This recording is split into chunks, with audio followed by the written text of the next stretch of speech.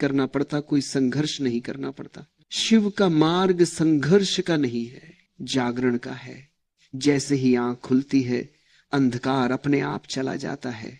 और यही शिव का सबसे बड़ा उपहार है कि वे हमें लड़ना नहीं सिखाते, वे हमें देखना सिखाते हैं। जब देखना आ गया तो जीवन स्वयं अपना मार्ग खोज लेता है। शिव को समझते समझते जब मनुष्य भीतर थोड़ा स्थिर होने लगता है, तब एक और गहरा रहस्य प्रकट होता है।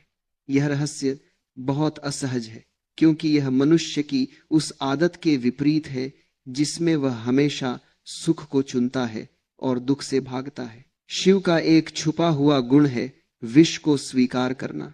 शिव ने विष पिया, लेकिन वह विष हृदय में नहीं उतरा, वह कंठ में ही ठहर गया। इसका अर्थ यह नहीं है कि पीड़ा को दबा दिया जाए, बल्कि इसका अर्थ यह है कि पीड़ा को चेतना में बदल दिया जाए।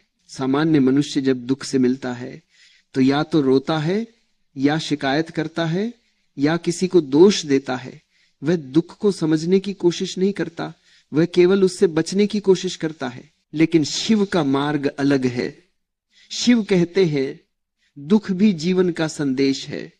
यदि तुम भागे तो संदेश छूट जाएगा, यदि तुम रुके देखे तो वही दुख तुम्हें गहराई देगा। जब मनुष्य दुख को बिना प्रतिरोध के देखता है, तब एक अद्भुत घटना घटती है। दुख धीरे धीरे अपनी शक्ति खो देता है। वह बोझ नहीं रह जाता, वह समझ बन जाता है। विष तब अमृत में बदलने लगता है। यही कारण है कि शिव का कंठ नीला है।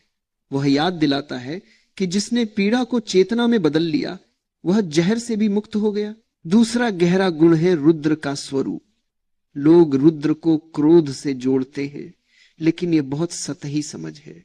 रुद्र क्रोध नहीं है, रुद्र तीव्र जागरूकता है।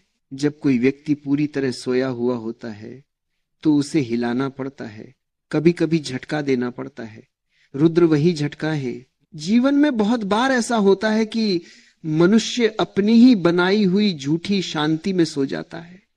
सब कुछ ठीक ठाक दिखता है, लेकिन भीतर सड़ांध होती है। रुद्र उस सड़ांध को तोड़ते हैं।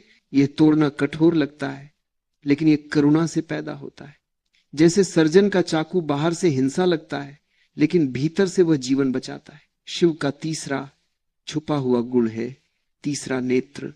लोग उसे किसी चमत्कारिक आंख की तरह देखते हैं, लेकिन उसका अर्थ बहुत सरल और बहुत गहरा है। पहली आंख संसार को देखती है, दूसरी आंख मन को देखती है, तीसरी आंख